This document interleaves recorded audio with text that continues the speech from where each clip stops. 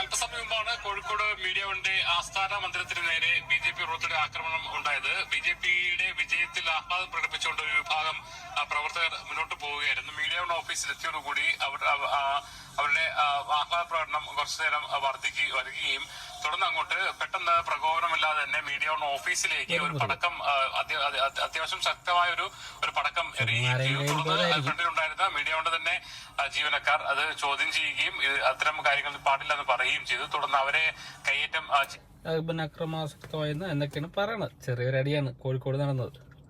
സംഗതി ഇപ്പം BJP ആയാലും കമ്മ്യൂണിസ്റ്റ് ആയാലും അക്രമം തന്നെയാണ്. പിന്നെ ബഹുമാനപ്പെട്ട സുരേഷ് ഗോപിയോട് പറയാനുള്ളതെന്ന് വെച്ചാൽ, ആശാനെ നിങ്ങൾ ജയിപ്പിച്ച ജനങ്ങളാണ്.